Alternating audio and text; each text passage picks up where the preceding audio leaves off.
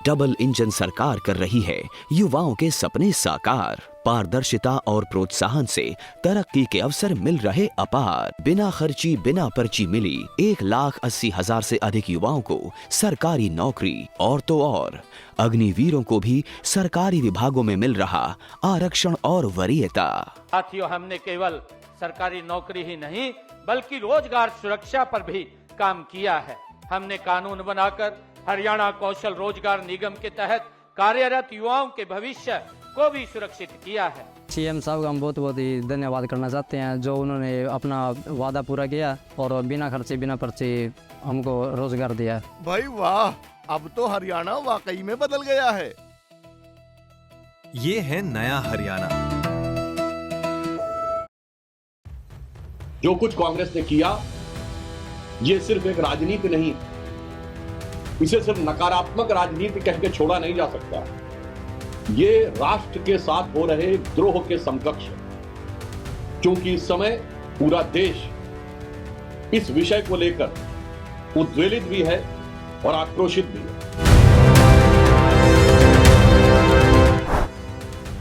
हो सकता है कांग्रेस के मन में यह रहा हो कि उनके दौरे हुकूमत में भारत की यही छवि थी कि यहां खाने के लाले पड़े हुए थे, पहनने के कपड़े नहीं थे, भारतीयों की अर्धनग्न तस्वीरें ही दिखाई जाती थी। आज प्रधानमंत्री मोदी जी के नेतृत्व में जब विश्व की आधुनिकतम तकनीक एआई में भारत एक अग्रणी भूमिका लेता हुआ दिखाई पड़ रहा है, तो उन्हें बर्दाश्त ना हो रहा हो। वही पुरानी भारत की अर्धनग्न तस्वीर दिखाने का निंदनीय और कुत्सित प्रयास किया। जहां एक तरफ प्रधानमंत्री श्री नरेंद्र मोदी जी के नेतृत्व में भारत का शानदार उभार दिख रहा है, भारत के प्रति संपूर्ण विश्व में सम्मान और संभावनाओं का पारावार दिख रहा है,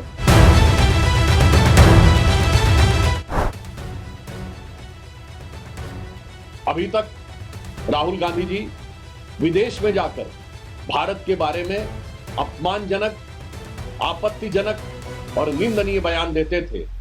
अब लश्करे राहुल के सिपाही, लश्करे राहुल के झंडाबरदार, लश्करे राहुल के फरमाबरदार अब भारत की धरती पर भी विदेशी मेहमानों के सामने भारत की छवि को खराब करने का प्रयास कर रहे हैं।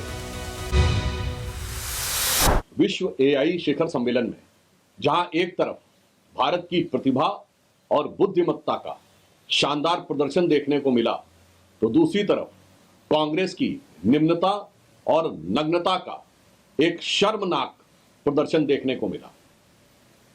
जो कुछ कांग्रेस ने किया, यह सिर्फ एक राजनीति नहीं है, इसे सिर्फ नकारात्मक राजनीति कह के छोड़ा नहीं जा सकता। ये राष्ट्र के साथ हो रहे द्रोह के समकक्ष है, क्योंकि इस समय पूरा देश इस विषय को लेकर उद्वेलित भी है और आक्रोशित भी है। आज तक कभी ऐसा नहीं हुआ कि किसी अंतरराष्ट्रीय सम्मेलन में, एक जमाने से गुट निरपेक्ष सम्मेलन से लेकर अनेक सम्मेलन कांग्रेस के जमाने में हुए, वहां पर जाकर ऐसी निम्न स्तरीय और नग्नता की राजनीति का प्रदर्शन किया गया हो। मुझे लगता है कि इस तरह के निंदनीय कृत्य के लिए कभी भी देश की जनता कांग्रेस को माफ नहीं करेगी। हो सकता है कांग्रेस के मन में यह रहा हो कि उनके दौरे हुकूमत में भारत की यही छवि थी कि यहां खाने के लाले पड़े हुए थे, पहनने के कपड़े नहीं थे, भारतीयों की अर्धनग्न तस्वीरें ही दिखाई जाती थीं। आज प्रधानमंत्री मोदी जी के नेतृत्व में जब विश्व की आधुनिकतम तकनीक एआई में भारत एक अग्रणी भूमिका लेता हुआ दिखाई पड़ रहा है, तो उन्हें बर्दाश्त ना हो रहा हो, और इसलिए उन्होंने पुनः अंतरराष्ट्रीय मंच के ऊपर वही पुरानी भारत की अर्धनग्न तस्वीर दिखाने का निंदनीय और कुत्सित प्रयास किया है। जहां एक तरफ प्रधानमंत्री श्री नरेंद्र मोदी जी के नेतृत्व में भारत का शानदार उभार दिख रहा है, भारत के प्रति संपूर्ण विश्व में सम्मान और संभावनाओं का पारावार दिख रहा है और उसी समय लश्करे राहुल के झंडा बरदार भारत की इज्जत को तार तार करने में लगे हुए हैं। अभी तक राहुल गांधी जी विदेश में जाकर भारत के बारे में अपमानजनक, आपत्तिजनक और निंदनीय बयान देते थे। अब लश्करे राहुल के सिपाही, लश्करे राहुल के झंडा बरदार, लश्करे राहुल के फरमाबरदार अब भारत की धरती पर भी विदेशी मेहमानों के सामने भारत की छवि को खराब करने का प्रयास कर रहे हैं। मुझे लगता है कि राजनीति की मर्यादाओं को तोड़ते तोड़ते कांग्रेस पार्टी आज उस स्थिति में पहुंच गई है जहां पर कि राजनीति का विरोध और राष्ट्र का विरोध उसकी सीमा समाप्त हो गई।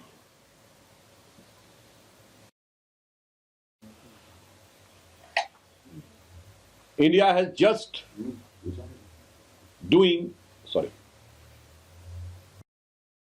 World AI Summit has become a matter of pride for everybody. But the manner in which Congress has fallen from grace, from stupidity to nudity, is definitely a very shameful act done by Congress. It cannot be termed or subsided as just a mere politics or the mere negative politics. It amounts to Rashtradroh. It is just a disrespect to nation. And it seems that Rahul Gandhi, who has said that he has to fight the Indian state, so the Sipahis of Lashkar-e-Rahul has come and tried to damage the image of India. They might be having a frustration that during their tenure, India's image was that we were half fed and half naked. Now, under the able leadership of Prime Minister Shri Narendra Modi, India is leading the world in one of the most prominent emerging technologies with all the global CEOs present here of all the major IT companies.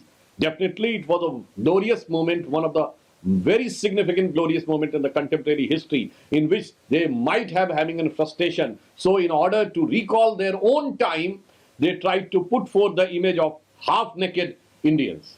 I think the entire country is very much in anguish and very much disturbed by this dastardly act of Congress, and they will not be pardoned by the people of this country.